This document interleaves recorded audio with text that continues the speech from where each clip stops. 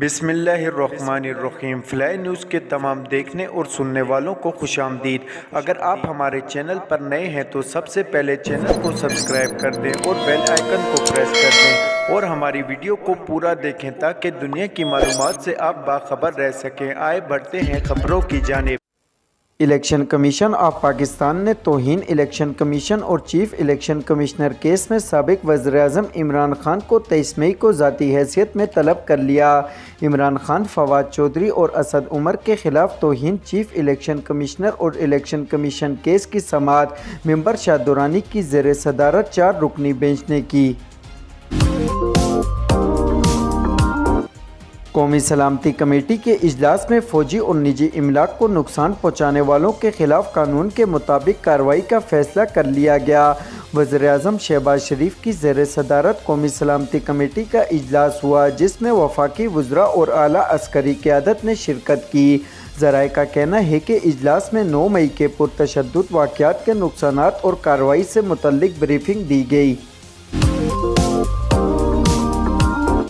اسلام آباد high court نے police کو پاکستان تحریک انصاف کے رہنما فواد چودھری کی گرفتاری سے روک دیا اور انہیں کسی بھی مقدمے میں گرفتار نہ کرنے کا حکم دیا۔ اسلام آباد ہائی کورٹ کے جسٹس میاں گل حسن اورنگزیب نے فواد چودھری کی حفاظتی ضمانت کی درخواست پر سماعت کی۔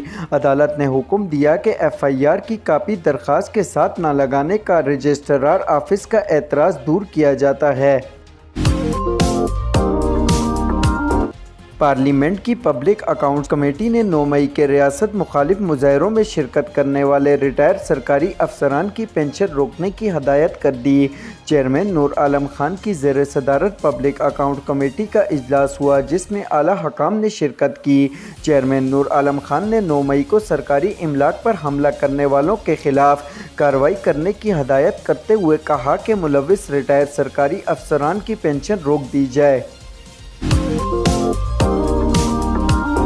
پاکستان تحریک انصاف کی رہنما و سابق وفاقی وزیر شیریں مزاری کی بیٹی ایمان مزاری نے کہا کہ اسلام آباد پولیس نے شیریں مزاری اور فلک ناز کو دوبارہ گرفتار کر لیا۔ اپنی ٹویٹ میں ایمان مزاری کا کہنا تھا کہ میں اور فلک ناز کی فیملی شیریں مزاری اور فلک ناز کو لینے گئے تھے۔ انہوں نے کہا کہ اسلام آباد پولیس اڈالہ جیل کے باہر سے شیریں مزاری اور فلک ناز کو لے کر چلی گئی۔ امریکہ نے بھارت سے مذہبی تشدد کی مذمت کرنے کا مطالبہ کرتے ہوئے بھارت میں مذہبی آزادی کی صورتحال پر تشویش کا اظہار کر دیا۔ امریکی محکمہ خارجہ نے مذہبی آزادی سے متعلق سالانہ رپورٹ جاری کر دی جس میں کہا گیا ہے کہ بھارت میں مسلم کمیونٹی کے خلاف ریاستی سطح پر اقدامات کیے گئے۔ مذہبی اقلیتوں کے خلاف قانون نافذ کرنے والے حکام نے تشدد کیا۔ رپورٹ میں کہا گیا ہے کہ سری لنکا میں محرم کا جلوس نکالنے پر گرفتاریاں کی گئی۔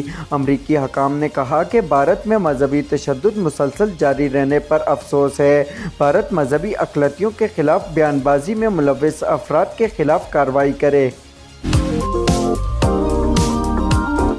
ملک میں سونے کی فی تولہ قیمت میں کمی ہو گئی۔ آل پاکستان جیولرز ایسوسی ایشن کے مطابق ملک میں سونے کی فی تولہ قیمت 2000 روپے کمی کے بعد 2,33,100 روپے ہو گئی ہے۔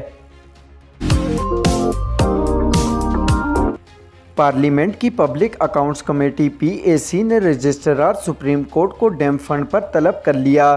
چیئرمین نور عالم خان کی زیر صدارت پبلک اکاؤنٹ کمیٹی کا اجلاس ہوا جس میں اٹارنی جنرل نے شرکت کی تاہم رجسٹرار سپریم کورٹ پیش نہ ہوئے۔ اٹارنی جنرل نے پبلک اکاؤنٹ کمیٹی کو بتایا کہ فل کورٹ کا ایک فیصلہ تھا کہ registrar supreme court public account committee کے سامنے پیش نہیں ہوں گے تاہم اس فیصلے میں یہ کہیں نہیں لکھا کہ وہ معلومات فراہم نہیں کریں گے۔